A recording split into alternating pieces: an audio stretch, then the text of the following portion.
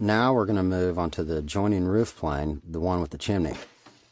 This side of the roof is too short to start with a full tile, so we'll start with a half tile. I've cut this in the middle of a cap section, leaving a 2-inch underlap which will get covered by the tile that goes to the left of it. When I make this half tile, its exact length is not critical. I just have to remember that I need room on the left and the right to properly cut and fasten the valley and the gable tiles. So to make the half tile, I use the factory right side of a panel and then cut through the center of the second cap to the left, but the third cap might have been just as good. The factory right end is designed to give a good looking overlap onto the tile that will go down later on the right. The cut end or left end of this tile will get covered up with the tile that fits to the left of it. Start by labeling this LG for left gable. Measure from the half tile to the gable, leaving your tape a 1/4 inch from the wood so that the cut tile won't be difficult to install. Now measure for the right valley cuts. I'll have to use a slightly different technique to cut on this side of the valley because the chimney prevents me from laying the field tiles. So this first valley cut is the one I measured from the half tile. The measurements was 20 inches at the bottom and 33.5 at the top. This tells me that all the cut tiles in this valley will be 13.5 inches different between the bottom and the top measurements. So now I can cut all my valley tiles from those two measurements of the first course by just adding 13.5 inches to each tile up the valley. When you set up each new tile above the one that you just marked, just eyeball its position to make sure that you'll be able to get the 13.5 inches at the top. Now transfer the bin line at the top of the first tile to the nose of the second.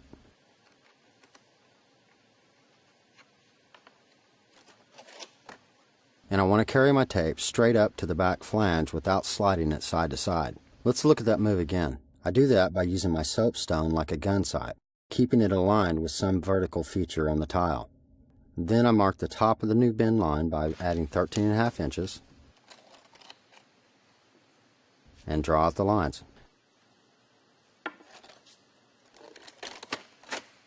Again, transfer the bin line to the nose of the new tile.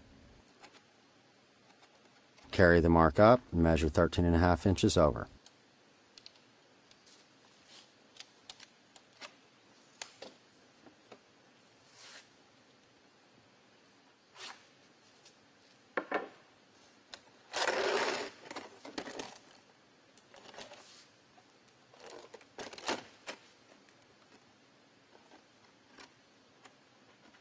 You want to mark up this whole sequence of tiles before you do any cutting. Lay out the marked tiles in the order that you want them to fit on the roof.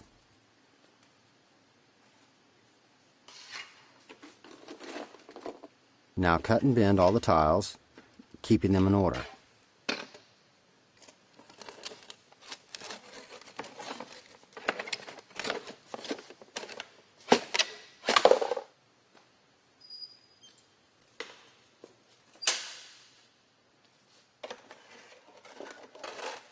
And carry them to the roof stacked in the order that they'll be laid. The cut that goes in the top will need some modification to fit the ridge, so I'll do this one when I finish out the ridge. After you've laid the cut tiles in the valley, you can measure from the side laps of those tiles to get the measurements of the tiles that fit around the chimney. Install the left gable cut. Now you can see why we kept the factory right end of the first half tile for this overlap.